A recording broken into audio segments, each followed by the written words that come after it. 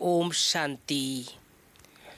प्यारे भाइयों बहनों, आज 24 जून 2024 हम सभी आज अपनी प्यारी मम्मा को सुबह से बहुत बहुत प्यार से याद कर रहे हैं। जैसे कि आप सब जानते हैं भाई बहनों, यज्ञ माता, यज्ञ की प्रथम प्रशासिका जगदम्बा सरस्वती जी का आज पुण्यतिथि है और पूरे भारत में और जहाँ भी बाबा की सेवा केंद्र हैं सभी जगह मम्मा की अनेक विशेषताओं को याद करते हुए आज बहुत बहुत बहुत अश्रुपूरित मम्मा को प्यार से याद कर रहे हैं। आज प्यारी मम्मा की मधुर मुरली सुनेंगे और मुरली के बाद आप सबको मम्मा के बारे में कुछ संक्षिप्त बारे में जानकारी देंगे। आज मम्मा की मुरली का हेडिंग है पवित्रता रूपी गुण को धारण कर डायरेक्टर के डायरेक्शंस पर चलते रहो तो देवताई किंगडम में आ जाएंगे। प्रातः क्लास में सुनाने के लिए माँ जगदम्बा के मधुर महावाक्य। ओम शांति। इस दुनिया को नाटक भी कहते हैं। ड्रामा कहो, नाटक कहो, खेल कहो, बात एक ही है। नाटक जो होता है वह एक ही कहानी होती है, उसमें बहुत बाय प्लॉट्स बीच में दिखाते हैं, लेकिन स्टोरी एक ही होती है। इसी तरह से यह बेहद वर्ल्ड ड्रामा है। इसको नाटक भी कहा जाता है, जिसमें हम सब एक्टर्स हैं। अभी हम एक्टर्स हैं तो एक्टर्स को नाटक का पूरा पता होना चाहिए कि किस स्टोरी पर यह शुरू होता है, हमारा यह पार्ट कहाँ से शुरू हुआ और कहाँ तक पूरा होता है, फिर उसमें समय प्रति समय किस किस एक्टर्स का कैसे कैसे पार्ट होता है, उसका डायरेक्टर क्रिएटर कौन है और इस नाटक में हीरो हीरोइन पार्ट किसका है, इन सब बातों का नॉलेज होना चाहिए। खाली नाटक कहने से तो काम नहीं चलेगा, है ना। मम्मा कह रही है खाली नाटक कहने से तो काम नहीं चलेगा। नाटक है तो नाटक के हम एक्टर्स भी हैं। अगर कोई ड्रामा का एक्टर है और हम उनसे पूछें कि इसकी स्टोरी क्या है या कहाँ से शुरू होता है, कहाँ पूरा होता है, अगर वो कहे हमें मालूम नहीं है, इसको क्या कहा जाएगा? कहेंगे इसको इतना भी पता नहीं है। कहता है मैं एक्टर हूँ। एक्टर को तो सब बातों की जानकारी होनी चाहिए ना। नाटक शुरू हुआ है तो उसका अंत भी जरूर होगा, ऐसे नहीं शुरू हुआ है तो चलता ही चलेगा। तो इन सब चीज़ों को समझने का है। इस बेहद के नाटक का जो रचयिता है वो जानता है कि किस तरह से इस नाटक की शुरुआत हुई, इसमें मुख्य एक्टर्स कौन है और सभी एक्टर्स में हीरो एंड हीरोइन का पार्ट किसका है। यह सब बातें बाप समझा रहे हैं। बाबा मम्मा कह रही है बाबा सब बातों को समझा रहे हैं। यह सब नॉलेज में जो रोज़ क्लास में आते हैं, जो सुनते हैं वही समझते हैं। उन्हों को मालूम है कि इसका पहला डायरेक्टर और क्रिएटर कौन है। क्रिएटर कहेंगे सुप्रीम सोल, परमपिता परमात्मा को, लेकिन वह भी एक्टर है। उनकी एक्टिंग कौन सी है? डायरेक्टरपन की। वह एक ही बार आकर एक्टर बनता है, अभी डायरेक्टर बन करके एक्ट कर रहा है। वह कहते हैं इस नाटक की शुरुआत मैं करता हूँ। कैसे? जो प्यूरिफाइड सत्युगी दुनिया है, जिसको नई दुनिया कहते हैं, न्यू वर्ल्ड में क्रिएट करता हूँ। बाबा कहते हैं, मम्मा कह रही है बाबा जो है न्यू वर्ल्ड मैं क्रिएट करता हूँ। अभी आप सब जो पवित्रता को धारण करके डायरेक्टर के डायरेक्शंस पर चल रहे हो, वह सभी एक्टर्स और प्यूरिफाइड बन रहे हैं। फिर इन्हीं एक्टर्स के द्वारा अनेक जन्मों का चक्र चलना है। यह बाप ही समझाते हैं कि अभी पवित्र हुए मनुष्य दूसरे जन्म में देवताई किंगडम में जाएंगे। वह किंगडम 2 युग सूर्यवंशी चंद्रवंशी रूप में चलती है। फिर वह सूर्यवंशी चंद्रवंशी एक्टर्स का पार्ट जब पूरा होता है तब फिर थोड़ा नीचे गिरते हैं अथवा वाम मार्ग में आते हैं। फिर दूसरे धर्मों का टर्न आता है, इब्राहिम, बुद्ध, फिर क्रिश्चियन। यह सभी धर्म स्थापक नंबरवार आकर के अपना अपना धर्म स्थापन करते हैं। तो मम्मा कह रही है, देखो नाटक की स्टोरी कहाँ से शुरू होती है, कहाँ पूरी होती है, उसके बीच में सब दूसरे बाय प्लॉट्स कैसे चलते हैं, यह सभी वृत्तांत बैठ करके समझाते हैं। अभी यह नाटक पूरा होने पर है। वह नाटक तो 3 घंटे में पूरा होता है ना। आप सब जानते हैं ना, जैसे पुराने ज़माने में जो फिल्में बनती थी वो 3 घंटे में पूरा हो जाता था। इसको 5000 वर्ष लगता है, बाकी उसमें थोड़े वर्ष हैं। बस अभी उसकी तैयारी है। अभी यह नाटक पूरा हो करके फिर रिपीट होगा। तो यह सारा वृत्तांत बुद्धि में होना चाहिए, इसी को ज्ञान कहा जाता है। अभी देखो, बाप आकर के नया भारत, नई दुनिया बना रहे हैं। भारत जब नया था तो इतनी बड़ी दुनिया नहीं थी। आज पुराना भारत है तो दुनिया भी पुरानी है। बाप आकर के भारत जो अविनाशी खंड है, प्राचीन अपना देश है, अभी देश कहते हैं ना, क्योंकि दूसरे देशों में यह भी एक टुकड़ा हो गया है ना। पहले तो भारत एक था, अब टुकड़ा हो गया। उस समय का भारत गाया हुआ है। क्या गाया हुआ है? सोने की चिड़िया। सारी पृथ्वी पर केवल भारत का ही कंट्रोल था। एक राज्य था, एक धर्म था, उस टाइम पूरा सुख था। अभी कहाँ है? इसलिए बाबा कहते हैं इसका डिस्ट्रक्शन करके, अर्थात विनाश करके, फिर एक राज्य, एक धर्म और प्राचीन वही नया भारत, नई दुनिया बनाता हूँ। समझा? तो उस दुनिया में कोई दुख नहीं है, कोई रोग नहीं है, कभी कोई अकाले मृत्यु नहीं है। तो ऐसी बाबा कहते हैं ऐसी लाइफ बनाने के लिए, पाने के लिए पुरुषार्थ करो। मुफ्त में थोड़ी मिलेगी। मम्मा कह रहे हैं, बाबा ऐसा कहते हैं कि मुफ्त में थोड़ी मिलेगी, कुछ तो मेहनत करनी पड़ेगी ना। बीज बोएंगे तो पाएंगे, बोएंगे नहीं तो कैसे पाएंगे? तो यह कर्म क्षेत्र है। इस क्षेत्र में कर्मों से बोना है। जो कर्म हम बोते हैं वो फल पाते हैं। बाबा कहते हैं कर्मों का बीज बोने का सिखला रहा हूँ। जैसे खेती करना सिखलाते हैं ना, कैसे बीज डालो, कैसे उसकी संभाल करो, उसकी भी ट्रेनिंग देते हैं, है ना। भारत सरकार अलग से इसके ऊपर मंत्रालय रखता है। आप सब जानते हैं ना, कृषि मंत्री अलग से रखा जाता है, जो पूरा भारत के किसानों को ये ट्रेनिंग देते हैं। जैसे खेती करना सिखलाते हैं, कैसे बीज डालो, कैसे कोई संभाल करो, उसकी भी ट्रेनिंग देते हैं। तो बाप आकर के हमारे को कर्म के खेत के लिए कर्मों को कैसे बोएं उसकी ट्रेनिंग दे रहे हैं। अपने कर्मों को ऊंच बनाओ, अच्छे बीज डालो तो फल भी क्या होगा? अच्छा मिलेगा। जब कर्म अच्छा होगा फिर जो बोएंगे उसका फल अच्छा मिलेगा। अगर कर्म रूपी बीज में ताकत नहीं होगी, कर्म बुरे बोएंगे तो फल क्या मिलेगा? या जो खा रहे हो फिर रो रहे हो। बाबा कहते हैं या जो खा रहे हो ना, अब जो हमारे गलत कर्म हुए हैं उससे दुख मिलता है। जो खाते हो उसमें ही रो रहे हो।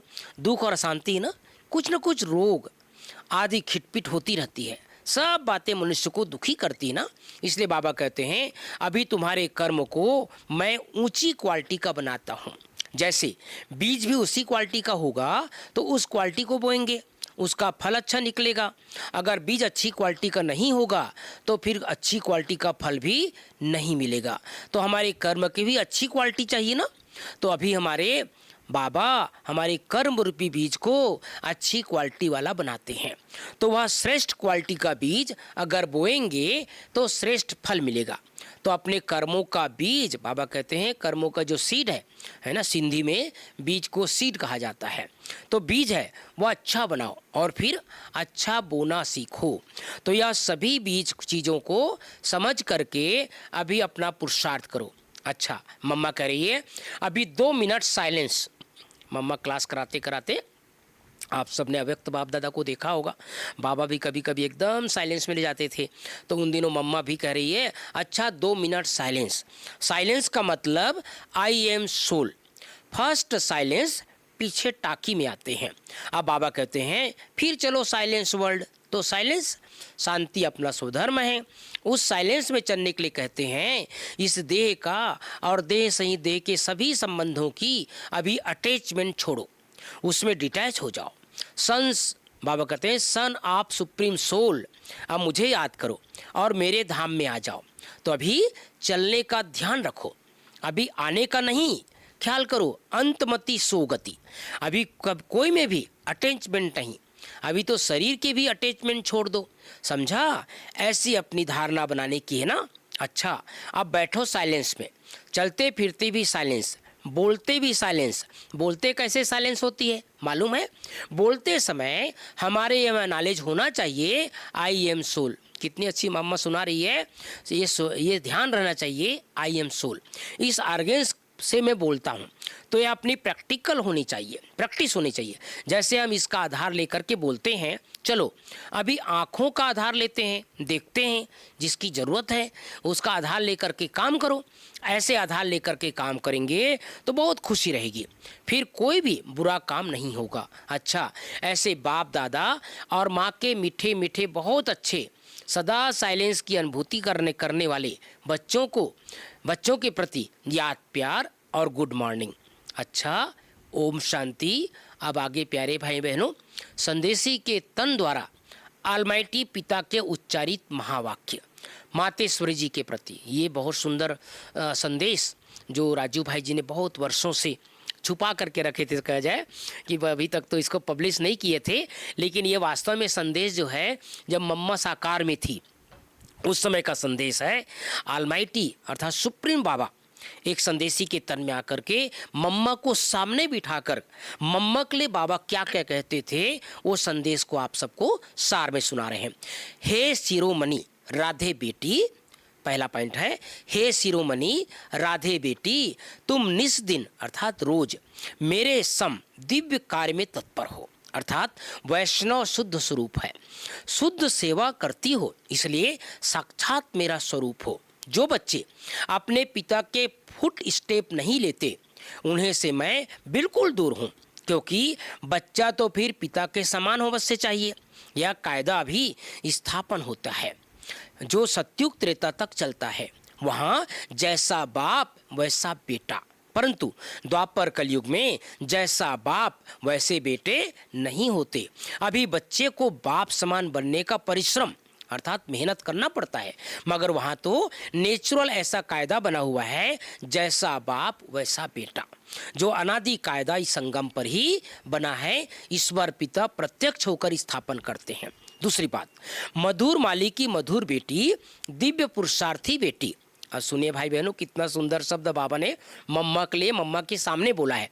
मधुर माली की मधुर मीठी दिव्य पुरुषार्थी बेटी, अब तुझे बहुत रमणीक स्वीटनेस बनना और बनाना है। अभी वर्ल्ड सॉवरेंटी की चाबी सेकंड में प्राप्त करना और कराना तुम्हारे हाथ में है। देखो, ऑलमाइटी जो हर एक जीव प्राणी का मालिक है, वो अब प्रैक्टिकल में इस कर्म क्षेत्र पर आया है, तब सारी सृष्टि हैप्पी हाउस बन जाती है।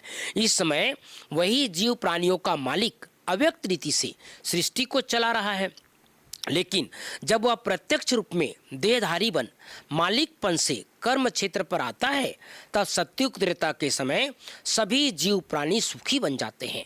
वहाँ सच की दरबार खुली रहती है। जिसने ईश्वरीय सुख प्राप्त करने अर्थ पुरुषार्थ किया है, उन्हों को वहाँ सदा के लिए सुख प्राप्त हो जाता है। उस समय सभी जीव प्राणियों को सुख का दान नहीं मिलता, पुरुषार्थ की प्रारब्ध को खींचता है। जिन्हों का ईश्वर से योग है, उन्हों को ईश्वर द्वारा संपूर्ण सुख का दान मिल जाता है।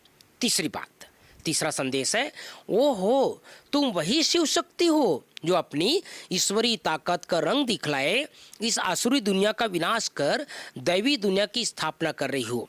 फिर पीछे सभी शक्तियों की महिमा निकलती है। अभी वह ताकत तुम्हारे में भर रही है। तुम सदा अपने ईश्वरीय बल और रुहाब के मर्तबे में रहो तो अपार खुशी रहेगी। नित्य हर्षित मुख, तुमको नशा होना चाहिए, मैं कौन हूँ, किसका हूँ, हमारा कितना सौभाग्य है, कितना बड़ा पद है। अभी तुम पहले सेल्फ का स्वराज्य प्राप्त करते हो, फिर सत्युग में युवराज बनेंगे, तो कितना नशा चाहिए। इस अपने भाग्य को देख खुशी में रहो। अपने लक को देखो और उसमें कितनी लॉटरी मिलती है। वो हो कितना श्रेष्ठ तेरा लक, जिस लक से बैकुंठ की लॉटरी मिल जाती है। समझा, लकीएस्ट दैवी फूल बच्ची। चौथा संदेश, इस सुहावने समय संगम समय पर स्वयं निराकार परमात्मा ने साकार में आकर यह ईश्वरीय फैक्ट्री खोली है। जहाँ से कोई भी मनुष्य अपना विनाशी कख बंदे अविनाशी ज्ञान रत्न ले सकता है। यह अविनाशी ज्ञान रत्नों की खरीदारी अति सूक्ष्म है, जिसको बुद्धि से खरीद करना है। यह कोई स्थूल वस्तु नहीं है जो इन नयनों से देखने में आए, मगर अति महीन गुप्त छिपी होने के कारण इनको कोई भी लूट नहीं सकता है। ऐसा सर्वोत्तम ज्ञान खजाना प्राप्त करने से अति निसंकल्प सुखदायक अवस्था रहती है। जब तक कोई ने अविनाशी ज्ञान रत्न खरीद नहीं किया, तब तक निश्चिंत, बेफिक्र, निसंकल्प नहीं रह सकता। इसलिए इन अविनाशी ज्ञान रत्नों की कमाई कर अपने बुद्धि रूपी सूक्ष्म तिजोरी में धारण कर नित निश्चिंत रहना है। विनाशी धन में तो दुख समाया हुआ है और अविनाशी ज्ञान धन में बहुत बहुत सुख समाया हुआ है। पांचवा, जैसे सूर्य सागर के जल को खींचता है जो फिर ऊंचे पहाड़ों पर बरसता है, वैसे अभी डायरेक्ट ईश्वर द्वारा वर्षा बरसती है। कहते हैं शिव को जटाओं से गंगा निकलती है, अभी इनके मुख कमल द्वारा ज्ञान अमृत धारा बरस रही है, जिसको ही अविनाशी ज्ञान धारा कहा जाता है, जिसमें तुम भागीरथ पुत्र पावन हो, अमर बन रहे हो। यह सिरताज बनाने की वंडरफुल मंडली है। यहाँ जो भी नर और नारी आएंगे वो सिरताज बन जाएंगे। दुनिया को भी मंडली कहा जाता है ना, मंडल अर्थात स्थान। अब यह मंडली कहाँ टिकी है? ओम आकार में, अर्थात अहम स्वधर्म में, और सारी दुनिया स्वधर्म को भूल प्रकृति के धर्म में टिकी हुई है। तुम शक्तियाँ फिर प्रकृति को भूल अपने स्वधर्म में टिकी हुई हो। छठवां, इस दुनिया में सभी मनुष्य निराकार ईश्वर को याद करते हैं, जिसे नयनों में अपने नयनों से देखा भी नहीं है। उस निराकार में इन्हों का इतना अति प्यार है जो कहते हैं ईश्वर अब मुझे बाबा, मम्मा कह रही है, मम्मा को बाबा कह रहे हैं, ईश्वर अपने में मुझे लीन कर दो। परंतु कैसा वंडर है, जो स्वयं ईश्वर जब साकार में प्रत्यक्ष हुआ है तब उनको पहचानते नहीं है। ईश्वर को बहुत प्यारे भक्त ऐसे कहते हैं, जिधर देखता हूँ उधर तुम ही हो। भल वो देखते भी नहीं है, परंतु बुद्धि योग से यह महसूस करते हैं ईश्वर सर्वव्यापी है। लेकिन तुम अनुभव से कहते हो स्वयं निराकार ईश्वर प्रैक्टिकल साकार में यहाँ आए पधारा है। अब सहज ही तुम मेरे से आकर मिल सकते हो, परंतु कई मेरे बच्चे भी साकार में प्रभु पिता को पहचानते नहीं हैं। उन्हें निराकार अति मीठा लगता है, परंतु वह निराकार जो अभी साकार में प्रत्यक्ष है उसको अगर पहचान लेवे तो कितना न प्राप्ति कर सकते हैं, क्योंकि प्राप्ति तो फिर भी साकार से होगी ना। बाकी जो ईश्वर को दूर निराकार समझते हैं और देखते हैं उन्हों को कुछ प्राप्ति नहीं है, वह तो ठहरे भक्त, उन्हें कोई ज्ञान नहीं है। आप साकार प्रभु प्रीता को जानने वाले ज्ञानी बच्चे सर्वदैवी गुणों की खुशबू से भरे हुए स्वीट फ्लावर अपने प्रभु पिता पर अपना जीवन को ही चढ़ा देते हैं, जिससे उन्हें जन्म जन्मांतर संपूर्ण देवताएं दिव्य शोभनिक तन प्राप्त होता है। सातवां, सेल्फ को जानने से ही तुम राइट रॉन्ग सत्य असत्य की परख आ गई है। इस ईश्वरीय ज्ञान से तुम ट्रूथ अर्थात जबान रहती है, ट्रूथ अर्थात जबान रहती है, जिसमें किसी का संग दोष चढ़ नहीं सकता। संग दोष की छाया उसके ऊपर चढ़ती है जो खुद अज्ञानवश है। इस समय ट्रूथ जमाना है। मम्मा को बाबा कह रहे हैं इस समय ट्रूथ जमाना है ही नहीं, मतलब सत्य का जमाना इस समय नहीं है। इसलिए किसी की जबान पर भरोसा न रख उन्हों से लिखित लिखवाते हैं। मनुष्यों का बोल अनट्रूथ निकलता है।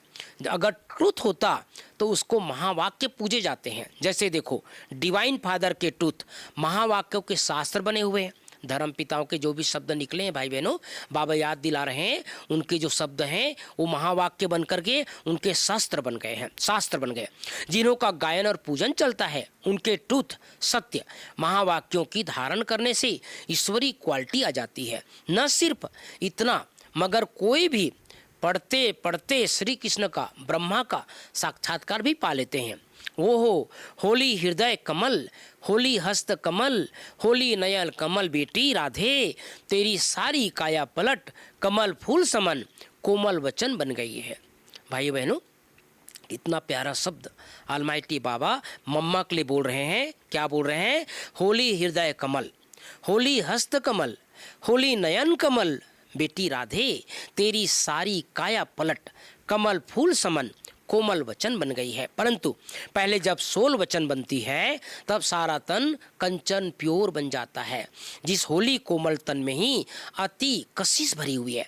तुम अपने परमेश्वर पिता द्वारा अज्ञान तपत को बुझाए, ज्ञान तेज को जगाए, अति शीतल रूप बन गई हो। खुद शीतल रूप बन, फिर अन्य हमजींस को भी ऐसी सच्ची शीतलता दान देने अर्थ इस सुहावने संगम समय पर निमित्त बनी हुई हो।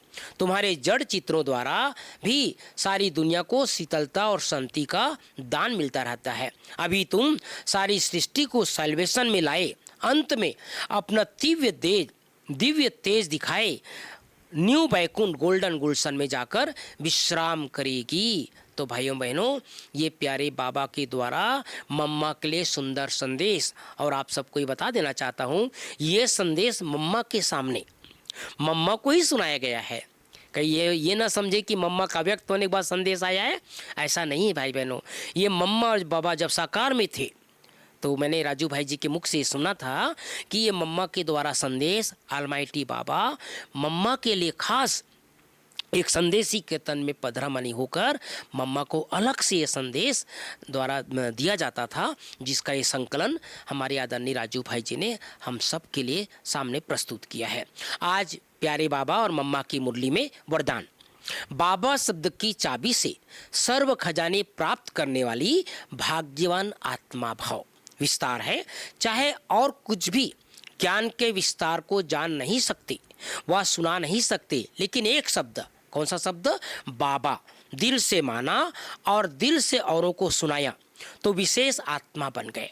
दुनिया के आगे महान आत्मा के स्वरूप में गायन योग्य बन गए, क्योंकि एक बाबा शब्द सर्व खजानों की व भाग्य की चाबी है। चाबी लगाने की विधि है दिल से जानना और मानना। दिल से कहो बाबा तो खजाने सदा हाजिर हैं। स्लोगन, बाप दादा से स्नेह है तो स्नेह में पुराने जहान को कुर्बान कर दो। तो ये प्यारे भाइयों बहनों, प्यारी मम्मा की मधुर मुरली है। जैसे कि मैंने शुरू में बताया, आज हम सब की प्यारी माँ, मीठी माँ जगदम्बा सरस्वती की पुण्यतिथि है। कई बार हम दादियों के मुख से सुनते थे, दादी, बड़ी दादी कई बार जब क्लास में कहती थी, मम्मा आप कहाँ हो? बाबा को कहते थे, बाबा आप हमारी मम्मा को कहाँ छुपाए हो, कभी तो प्रत्यक्ष करो। मैंने एक बार भाई बहनों आप सबको सुना देना चाहता हूँ। यहाँ ज्ञान सरोवर में जो हारमोनी हॉल है, वहाँ एक क्वेश्चन आंसर का सेशन था। बीके भाई बहनों का भट्टी था।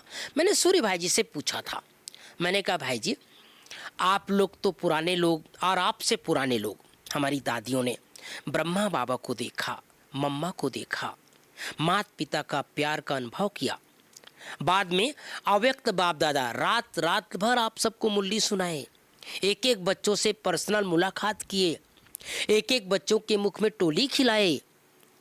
वो भी समय बीत गया। साकार बाबा मम्मा का समय बीत गया। अव्यक्त बाप दादा के महावाक्य जो सम्मुख सुनते थे 2017 में, वो भी बीत गया। अब जो भाई बहन आते हैं बाबा के ज्ञान में 17 के बाद, क्या उन्हें माता पिता के प्यार का अनुभव नहीं होगा? क्या उन्हें, चलो बाबा तो अव्यक्त बाबा, ब्रह्मा बाबा तो चलो मूल वतन सूक्ष्म वतन में है, वो तो हम संकल्प से सूक्ष्म वतन में बाबा से मिलन मना सकते हैं, लेकिन मम्मा तो जन्म ले चुकी है। क्या कभी ऐसा हो सकता है भाई बहनों? ये मैंने सूरज भाई से पूछा था, क्या कभी ऐसा हो सकता है कि मम्मा लास्ट में यज्ञ में आ जाए? ऐसा संभव है? ये किसी का प्रश्न है, ऐसा मैंने सूर्य भाई जी से पूछा था। तो सूर्य भाई जी ने कहा था ये संभव है, लास्ट में विनाश के पहले मम्मा हो सकता है यज्ञ में एक बार जरूर आए, अपने उस स्वरूप में जिस स्वरूप में इस जन्म में है, लेकिन आत्मा तो वही है ना, मम्मा की आत्मा, श्री लक्ष्मी की आत्मा, जगदम्बा सरस्वती की आत्मा, दुर्गा की आत्मा, यज्ञ की प्रथम प्रशासिका, जिसका पूरे संसार में माँ माँ कह करके बड़े बड़े मंदिर बना रहे हैं। आप सब जानते हैं भारत में और विदेशों में सबसे ज़्यादा महिमा अगर किसी की है तो जगदम्बा की है, माँ दुर्गा की है, माँ काली की है, माँ संतोषी की है। ये हमारी प्यारी मम्मा का यादगार है। क्या वो हम सबसे बिना मिले वतन में चली जाएगी? क्या उन्हें हम देख नहीं पाएंगे? क्या हम उनका प्यार नहीं पा पाएंगे? तो भाई जी ने कहा था, भाई बहनों, ये भाई जी का विचार है, मेरा अपना नहीं है। भाई जी ने कहा था हो सकता है, ये संभव है, लास्ट में विनाश के पहले मम्मा यज्ञ में आए और विनाश के पहले एक बार अपना कमांड यज्ञ की अपने हाथ में ले ले। ऐसा उसने कहा था भाई साहब ने कि ऐसा मेरा अपना संकल्प है, मम्मा ऐसे चुपचाप नहीं जाएगी। मम्मा का जितना गायन और पूजन है संसार में, वो जरूर सबको साक्षात्कार होगा, जरूर सबको दर्शन होगा, जरूर सब उनसे मिलेंगे, और जैसे बाबा का जय जयकार होगा ऐसे ही मम्मा का भी जय जयकार होगा। तो ऐसी हमारी प्यारी मम्मा जहाँ भी है हम सबको बहुत प्यार करती है, हम सबको बहुत याद करती है। मैं आजकल अपने भाई बहनों को पिछले 2 साल से एक बात बताया करता हूँ, आप सब इसको ध्यान से सुनना। सुबह उठते ही हम सब अभी तक बाबा को याद करते हैं और याद भी करना भी चाहिए, लेकिन पिछले 2 साल से मैंने एक छोटा सा प्रैक्टिस खुद भी करता हूँ और भाई बहनों को भी कहता हूँ, उठते ही आँख खुलते ही मम्मा और बाबा को अपने सामने लाओ। माता पिता का प्यार, जितना हमको बाबा से वरदान मिलता है, जितना हमको बाबा से प्यार मिलता है, जितना हमको बाबा की वरदानी दृष्टि प्राप्त होती है, क्या हम मम्मा की वरदानी दृष्टि से वंचित रहेंगे? तो ये प्रैक्टिस करें हम। सुबह उठते ही आँख खुलते ही वो माता पिता मेरे सामने आ गया है, एक तरफ ब्रह्मा बाबा और दूसरी तरफ मम्मा। हाँ, ब्रह्मा बाबा तो में शिव बाबा, वो संसार की सर्वश्रेष्ठ हस्ती, पहली रचना है ना। हम सब जानते हैं ना, इस संसार की शुरुआत 2 से हुई है, और वो 2 कौन है? ब्रह्मा बाबा और मम्मा, श्री कृष्ण और श्री राधे, श्री नारायण श्री लक्ष्मी। दोनों का प्यार संगम युग पर हम सबको लेते रहना है। माता पिता को बिल्कुल अपने आँखों में बसाकर जीवन की रोज की दिनचर्या की शुरुआत करना है। एक बार पुनः आप सबको आज की सुंदर दिवस की, मम्मा दिवस की, मातेश्वरी जगदम्बा दिवस की 24 जून की बहुत बहुत शुभकामनाएं। ओम शांति।